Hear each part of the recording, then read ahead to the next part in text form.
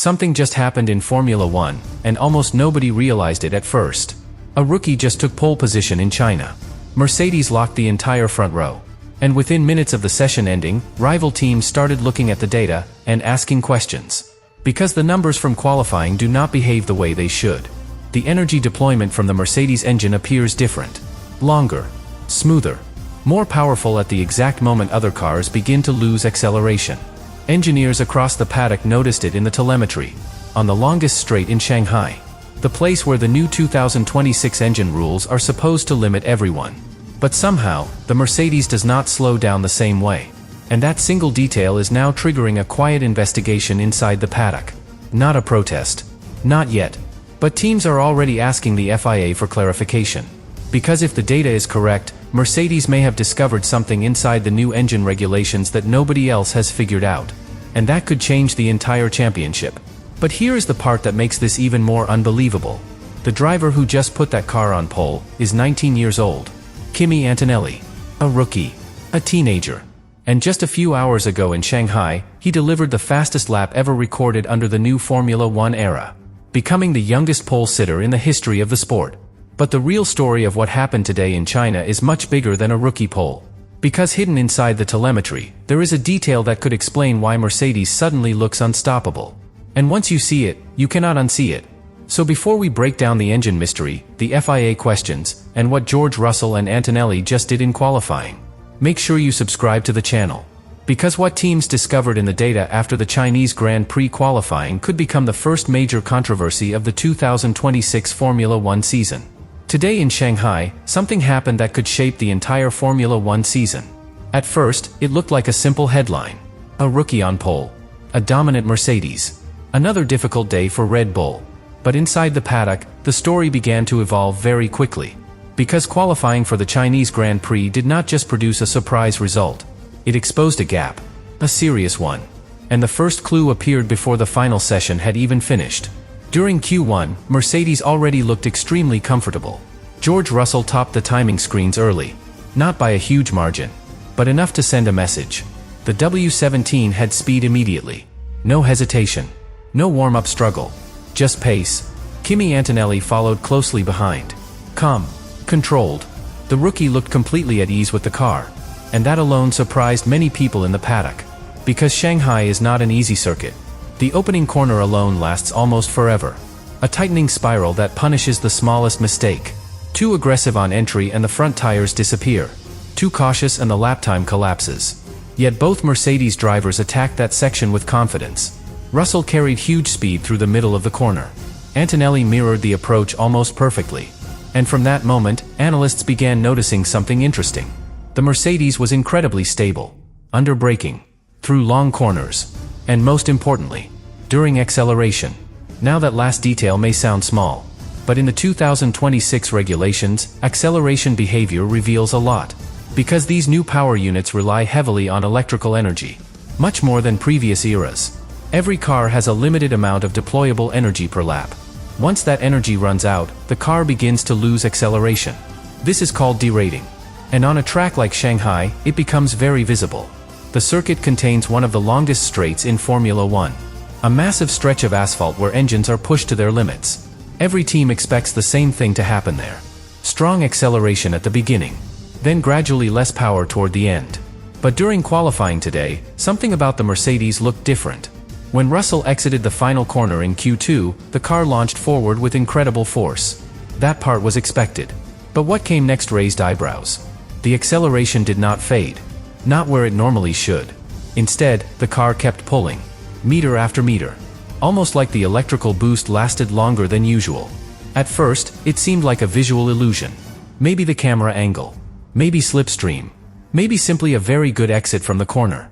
But then Antonelli did the same thing. Almost identical acceleration behavior. And engineers watching the session live immediately started comparing traces. Speed. Throttle position. Energy deployment. And the pattern repeated itself again. The Mercedes stayed strong deeper into the straight. Longer than Ferrari. Longer than McLaren. And much longer than Red Bull. But the real shock came later. Because when Q3 began, the tension inside the paddock increased dramatically. Ferrari had looked competitive earlier. McLaren had shown strong pace in Sector 1. There was still a chance someone could challenge Mercedes for pole. George Russell started the session aggressively. His first flying lap was extremely fast. The first sector purple. The second sector almost perfect. But then something unexpected happened. A small mechanical issue forced him to abort the run. He returned to the garage, and suddenly the pressure shifted to Antonelli. 19 years old. First full Formula One season. Final qualifying run in one of the most technical circuits on the calendar. Most rookies would play it safe. Secure a decent grid position. Avoid mistakes. But Antonelli did the opposite. He attacked the lap. The entry into turn 1 was fearless. The car rotating beautifully through the endless spiral. Then came the technical middle sector. Precise. Clean. Controlled. Every braking point perfect. And then came the final sector. The place where the mystery begins. Antonelli exited the last corner with incredible traction. The rear of the Mercedes planted to the asphalt. No wheel spin. No hesitation. Just pure acceleration. And as the car launched onto the back straight, the numbers on the timing screen started climbing rapidly. 300 kilometers per hour. 310. 320. And still accelerating. While other cars began to plateau. The Mercedes kept pushing.